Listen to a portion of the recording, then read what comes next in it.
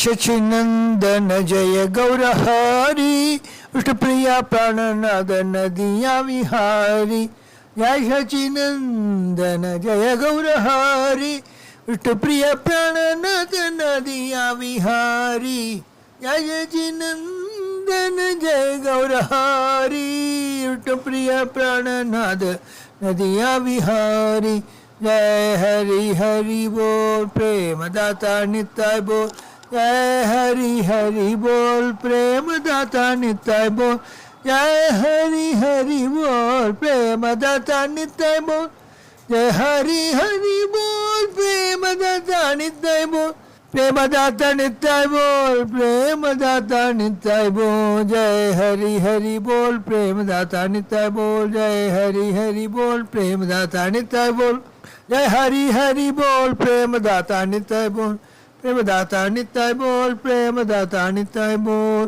जय गौरंग महाप्रभु की जय नित्यानंद प्रभु की जय समस्त गौर भक्त वृंद की जय समस्त आचार्य वृंद की जय दिव्य मधुर भगवन् नाम की जय पुण्यानिमान परम भागवतान स्मरामि என்கின்ற ரீதியிலே கௌடாவளி மண்டலி மெல்ல மெல்ல விஸ்திருதமாகும் நிலையிலே இருக்கின்ற பிரபுவின் சரித்திரத்தை யதாமதி யதாசக்தி அனைவரும் உள்ளார்ந்த அனுபவம் பெற்றவர்களாக கௌராங்க பிரபுவின் அணுக்க தொண்டர்களாக வாழ்வாங்கு வாழ வேண்டும் என்ற பிரார்த்தனையோடு துவங்குகின்றோம். பிரபு நவத்வீபம் வந்து சேர்ந்து பிரபுவின் உயர்ந்த அந்த அங்க காந்தி அவருடைய ஆத்ம சைதன்யம் இதனால் ஈர்க்கப்பட்டவராக அவருடைய பகிப்பிராணனாகவே விளங்கி வந்தார். அவருக்கு ஷட்புஜ கோசாயியாக ஷட்புஜ கிருஷ்ணனாக ஸ்வயம் பிரபு தரிசனம் தந்தார். பாசருடைய வீட்டிலே அத்வைதாச்சாரியர் இதை கண்டு வியந்தார். ஆனால் என்னுடைய அறிவுக்கு எட்டியபடி இவன் ஒரு சிறு பிள்ளை, நம் முன் வளர்ந்த பிள்ளை என்ற ஒரு எண்ணம் அவருடைய ஓட்டத்திலே அறிந்தார் பிரபு. உண்மையாகவே கிருஷ்ண சைத்தன்யர் கிருஷ்ணனுடைய அவதாரம் தான், நம்முடைய உள்ளம்தான் அடிக்கடி மாறுபட்டு சுழல்கிறது, சுழற்சியை பெறுகின்றது என்ற எண்ண ஓட்டமும் ஏற்பட்ட வண்ணம் இருந்தது. ஒரு நாள் தன் மனைவியை அழைத்து கொண்டு சைத்தன்ய தேவர் தங்கியிருந்த இடத்துக்கு சென்றார். தன்னை மறந்து உடல் நடுங்க சிரம் தாழ்த்தி பூமியிலே விழுந்து புரண்டார், அழுதார், நமஸ்கரித்தார். அவர் கீழே விழுந்து மேற்கொண்டு தன்னுடைய தேகத்தை கிருஷமாக்கி கொள்ளக்கூடாது என்று கௌராங்க பக்தர்கள் அவரை தாங்கி பிடித்துக் கொண்டனர். சற்று துணிவோடு சைத்தன்யர் தங்கியிருந்த அறைக்கு சென்றார். 1000 ஆதவன் ஒன்று சேர்ந்து உதித்தால் போன்ற ஒரு பேர் ஒளி சூழ்ந்த அந்த அரியணையிலே அவர் அமர்ந்திருந்த கோலம் அவருடைய மனசை கொள்ளை கொண்டது. இப்பேற்பட்ட ஞான பாசம் பகவத் அனுபவத்தினால் ஏற்படுவது, பகவத் சாநித்திய விசேஷத்தினால் ஏற்படுவது என்பதை அறிந்திருந்த பொழுதிலும் அன்றுதான் அவருக்கு உள்ளார்ந்த அனுபவம் என்பது ஏற்பட்டது. பல்வேறு தேவதைகள் ஆகாசத்திலே சூழ்ந்திருந்து அவருக்கு உஷ்மாவனை செய்வதும் ஸ்தோத்திராளிகளை செய்வதும் ஆகிய ஒரு காட்சி அவரால் காண கிடைத்தது. ஆனால் அவர் இதை எவருக்கும் சொல்லாது தன்னுடைய கிடங்கிலே பூட்டிக் கொண்டார். ஆச்சாரியர் எது செய்தாலும் புகழ்ந்து பாடவோ போற்றவோ முடியவில்லை. அவர் மதிகலங்கி திடுக்கெட்டு நின்றார் என்பதை சைத்தன்யர் அறிந்தார். அவர் மதிக்கலக்கத்தை பார்த்தார். தன்னுடைய உடலில் இருந்து அதிசயிக்கும் போலே ஒரு பெரும் ஒளிக்கற்றையை பெருக்கிறார். ஆச்சாரியரை அருகிலே அழைத்தார். உம்முடைய வேண்டுகோளுக்கு இறங்கியே, உம்முடைய பிரார்த்தனைக்கு இறங்கியே நாம் இங்கு அவதரித்திருக்கின்றோம். என்னுமா என்னை புரிந்து கொள்ளவில்லை. அப்பொழுது ஆச்சாரிய தேவரை பலவாறு புகழ்ந்து வணங்கினார். தன்னுடைய ஸ்வஸ்தானமாகிய சாந்திபுரத்திற்கு போய் சேர்ந்தார். அவருக்கோ பிரபுவின் உருவம், பிரபுவின் ஆன்மீக முதிர்ச்சி, பிரபுவின் சைத்தன்யமயமான அந்த சரீரம், அவருடைய எண்ணமோட்டங்கள், அவருடைய காட்சிகள், அவருடைய சாநித்திய விசேஷம் இவ்வனைத்தையும் உள்ளார்ந்த அனுபவம் பெற்ற வைஷ்ணவோத்தமனான அவருக்கா தெரியாமல் இருந்தது. ஆயினும் அவர் இவ்வாறு மதிகலங்கி இருந்தார். மகாபிரபுவை காண வந்த நித்யானந்தரிடம் இவர் நெருங்கி பழகினார். அவருடைய ஆத்மகுண ஸ்பூர்த்தி அவரை ஆகர்ஷித்தது. அவருடைய ஞானமோ அபாரமாக இருந்தது. அவரை எண்ணி பூஜ்ய பாவத்தோடு அவருடன் பழகினார். வயதிலே பெரியவர் அத்வைதாச்சாரியர் தன்னுடைய குமாரனை போலவும் பழகினார். ஆத்ம பந்துவாகவும் ஆகிவிட்டார். பூர்வம் பல பிரகட கிருஷ்ண புரஸ்ஸரோ யஹ பூர்வம் பல பிரகட கிருஷ்ண புரஸ்ஸரோ யஹ சைதன்ய தேவ ஜனநாத் பிரதமம் பபூவ யஹ சைதன்ய தேவ ஜனநாத் பிரதமம் பபூவ நாம பிரச்சார நிரதோ யதி வேஷதாரி நாம பிரச்சார நிரதோ யதி வேஷதாரி நித்யானந்த சந்திர சரணம் சததம் நமாமி யதி வேஷதாரி நித்யானந்த चन्द्रचरणं सततं नमामि गौराङ्गदेव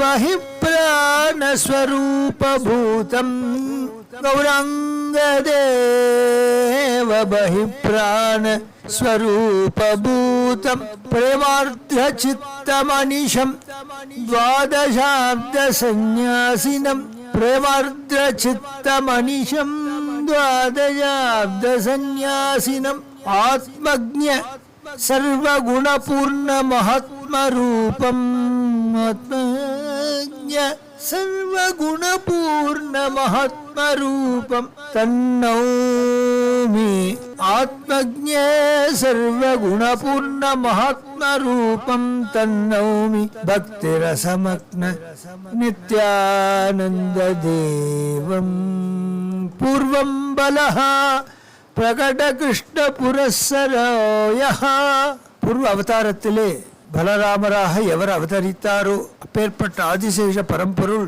கிருஷ்ணனுக்கு முன்னோடியாக வந்தவர் எவரோ சைதன்ய தேவ ஜனநாத் பிரதமம் பபூவ சைதன்ய மகாபிரபுவின் தோற்றத்திற்கு முன்பாகவே தோன்றியவர் எவரோ நாம பிரச்சார நிரதோ யதி வேஷதாரி நாம பிரச்சாரத்தில் அனவரதம் ஈடுபட்டு அனைவருக்கும் மகாமந்திரத்தை உபதேசித்த வண்ணம் நாமபிக்ஷை எடுத்த வண்ணம் துறவரக்கோலம் பூண்டவராக திரிந்தவர் எவரோ நித்யானந்த சந்திர சரணம் சததம் நமாமி அப்பேற்பட்ட நித்யானந்த பிரபுவை அந்த கிருஷ்ணச்சந்திரனின் சந்திரனை அவருடைய திருவடிகளை எப்பொழுதும் வணங்குகின்றேன் கௌராங்க தேஹ பஹி பிராணஸ்வரூபூதம் பிரேமார்த்ரசித்தமனிஷம் द्वादशब्द சந்நியாசினம் கௌராங்க தேவ பஹி பிராணஸ்வரூபூதம் கௌராங்க தேவருக்கு அவருடைய சரீரத்திலிருந்து பஹி பிராணன் வெளிப்பட்டால் எவ்வாறு இருக்குமோ அவருடைய பகிப்பிராணனாக வெளி உயிர் வடிவாக இருப்பவர் எவரோ பிரேமார்திர சித்தமனிஷம் द्वादशाब्द சந்நியாசினம் பிரேமையினால் நனைந்த திருவுள்ளம் கொண்டவர் எவரோ தனது 12வது வயதிலேயே துறவரம் ஏற்றவர் எவரோ ஆத்மஜ்ஞ சர்வ குணபூர்ண மகாத்மரூபம் ஆத்மஜானியும் நற்குணங்கள் நிறைந்தவருமாக மகாத்மாவாக எவர்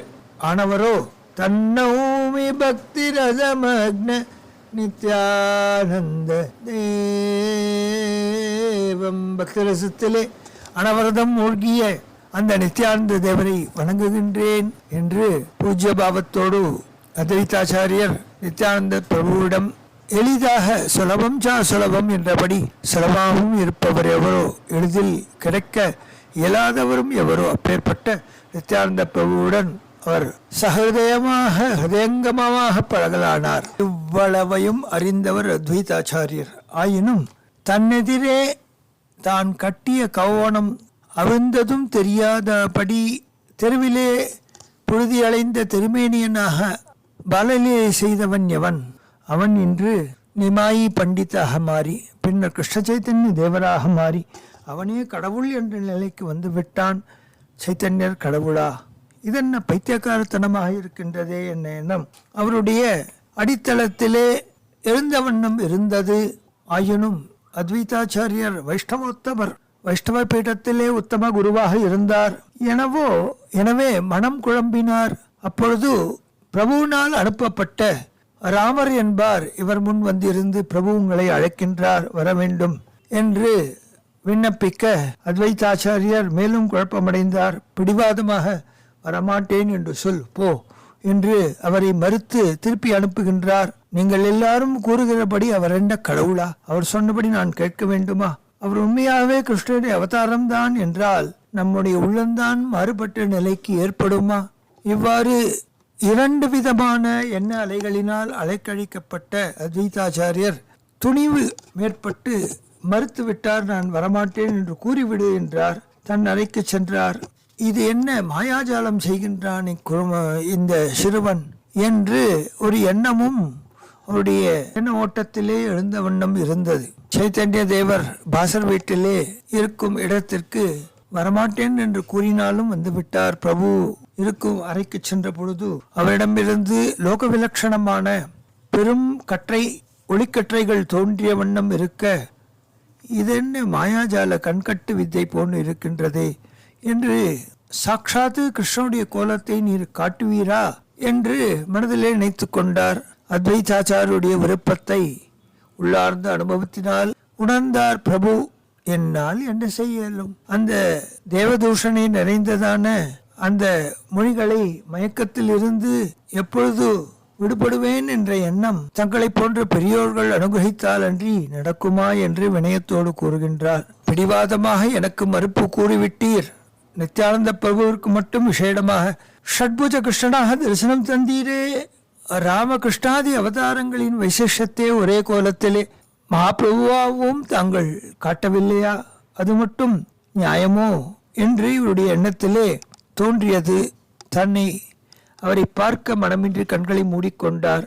அத்வைதாச்சாரியர் கண்களை மூடிக்கொண்டு கண்ணனே எண்ணிய படம் இருக்கையிலே சற்று நேரத்திலெல்லாம் யதா கௌரோ ரூபம் திபுஜமபி சஞ்சத்ய சஹசா பிரகாரைஹி ஷட்பிஹி ஸ்வை சுகருண திருஷா சர்வதோ விபுஹு யதா கௌரம் ரூபம் கௌரோ ரூபம் விபுஜமபி சஞ்சத்ய சஹசா பிரகாரைஹி ஷட்பிஹி ஸ்வை சுகருண திருஷா சர்வதோ விபுஹு விபஞ்சாஸ்யைஹி சேவ்யம் சகல புவன த்ராண சதுரம் விபஞ்சாஸ்யைஹி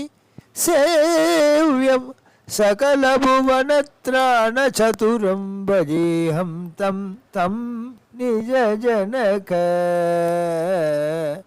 ஜன கிருபா ஷட்புஜதரம் நிஜ ஜன கிருபா ஷட்புஜதரம் விபுஜமபி. இரண்டு கைகளை கொண்டவராக தான் இருக்கும் அந்த பிராகிருதமான ஸ்வரூபத்தை, கௌரவ ரூபத்தை மறைத்துக் கொண்டார். ஷட்பிஹி சஹசா.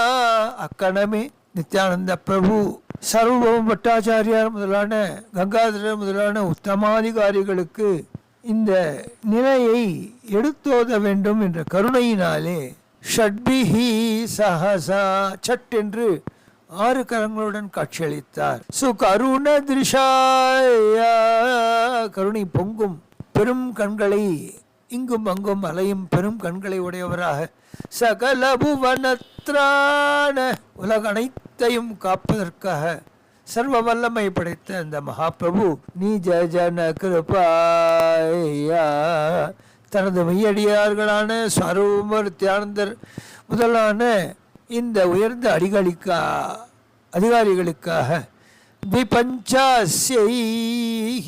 சேவ்யம், இந்த 6 கரங்களிலே கீழிரு கரங்களிலே வில் அம்பை ஏந்தி கொண்டு திரைதாயுகத்தின் யுகப்பிரவர்த்தகரான ஸ்ரீ ராமரூபத்தை எடுத்தோதுமால் போன்ற நிலை, நடி கரங்களால் புல்லாங்குழலை கொண்டு ஏந்தி கொண்டு துவாபர யுகத்தின் யுகப்பிரவர்த்தகனான ஸ்ரீ கிருஷ்ணரூபத்தையும், மேல் 2 கரங்களிலே தண்டம் மற்றும் கமண்டலு, கலியுகத்தில் ஸ்ரீ கிருஷ்ண சைத்தன்யர் அந்த தண்ட கமண்டலத்தை ஏந்திய அந்த வடிவழகையும், சேவ்யம்.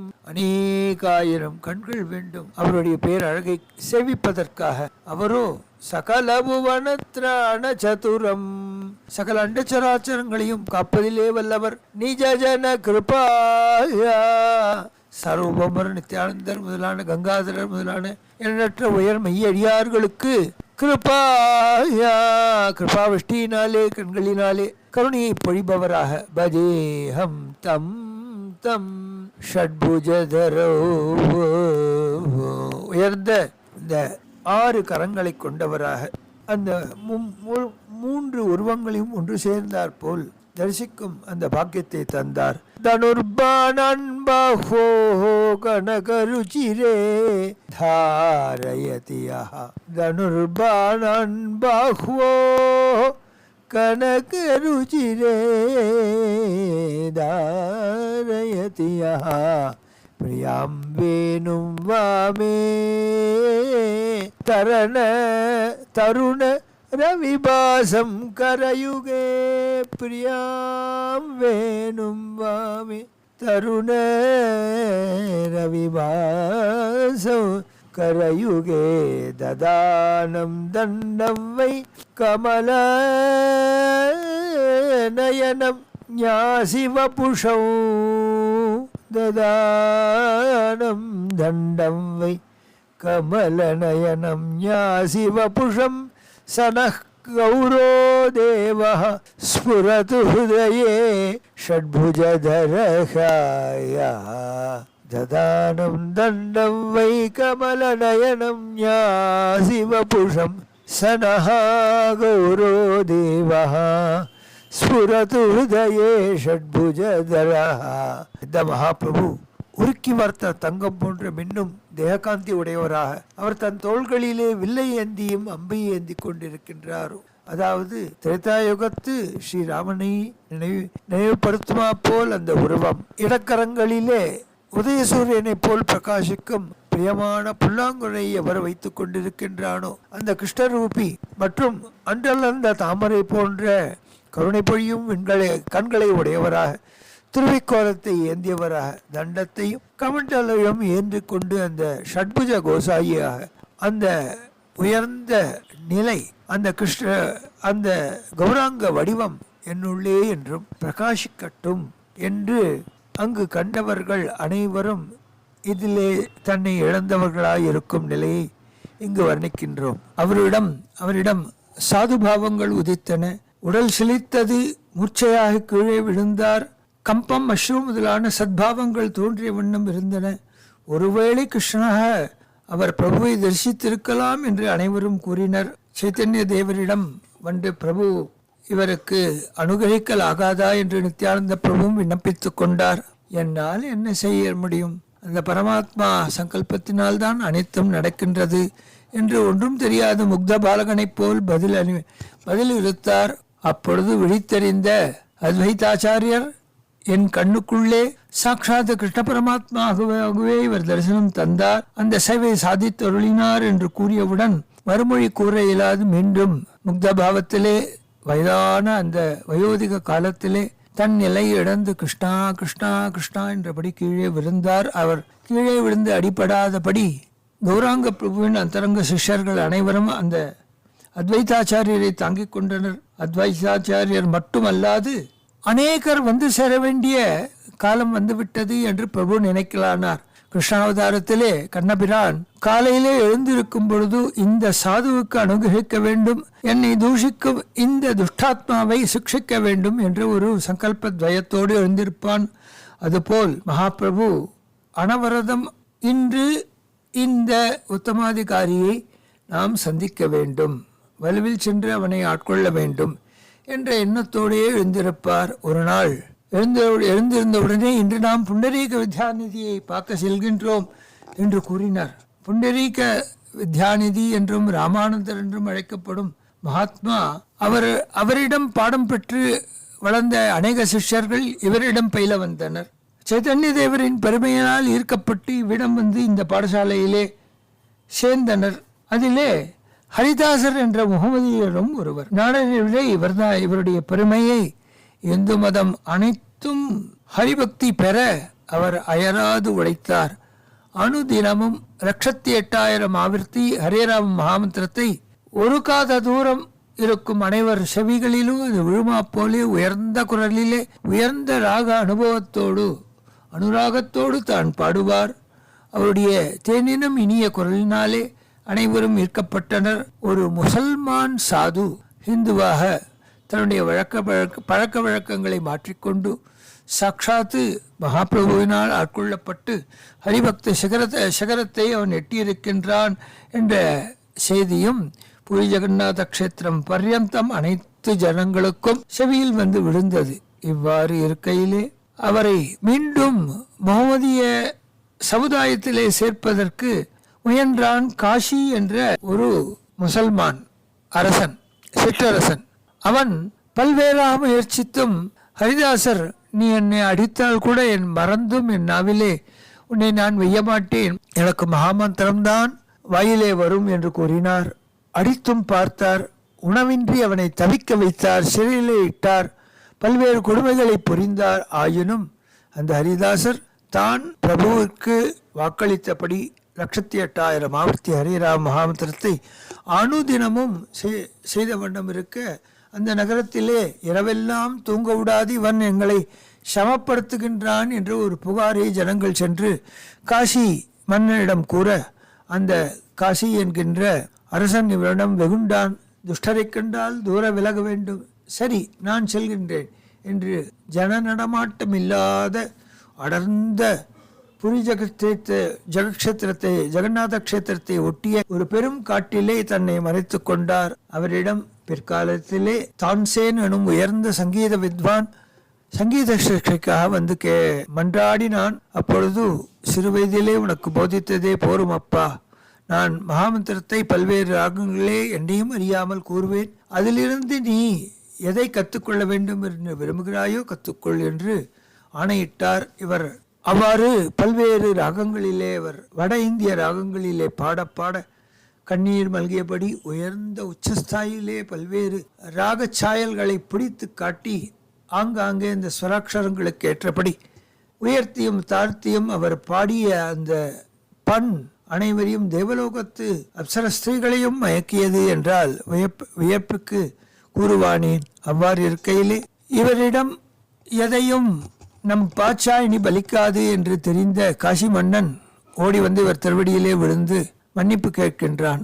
அப்பொழுது முகமதியர் அனைவரும் அவரை சூழ்ந்து கொண்டு, சிற்றரசரே, ஒரு ஹிந்துவாக மாறிவிட்ட துறவியின் காலிலே நீங்க விழுந்து விட்டால் உங்களை மீண்டும் முகமதிய மதத்திலே சேர்ப்பதா வேண்டாமா என்ற சர்ச்சை எழுந்துவிடும், இவ்வாறு செய்யாதீர்கள் என்று அவருக்கு பல்வேறு குயுக்திகளை கூறினர். அதிலே ஒன்று, ஒரு பிரசித்தமான தேவதாசி, அவளை அழைத்து வந்து இவர் முன் ஆடப்பாடச் செய்யுங்கள், அவர் என்ன செய்கிறான் என்று பார்ப்போம், அவனோ காவி கட்டிய பிரம்மச்சாரியாக இருக்கின்றான், அவனுடைய எண்ணமூட்டத்தை தெரிந்து கொள்ளலாம் என்று மதுபோதையிலே அவனை சேர்ந்தவர்கள் எல்லாம் கூற, சரி ஆகட்டும் என்றார். அவ்வாறே அந்த தாசி 1000 வராகன் பொன்களை தந்து அவளை வரவழைத்து தினமும் இந்த ஹரிதாசர் முன்னால் ஆடிப்பாடி அவர் மனதை மயக்கி அவளை உன் அடிமையாக்கி என்னிடம் அழைத்து வா என்று அரசன் ஆணையிட்டான்.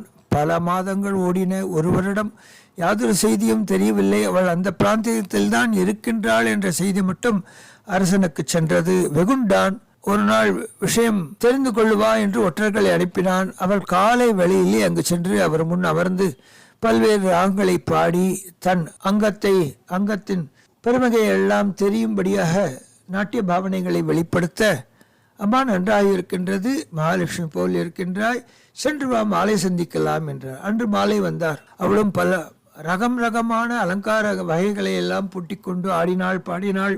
நாளை வா பார்க்கலாம். இவ்வாறு பல வருடங்கள் உருண்டோடின.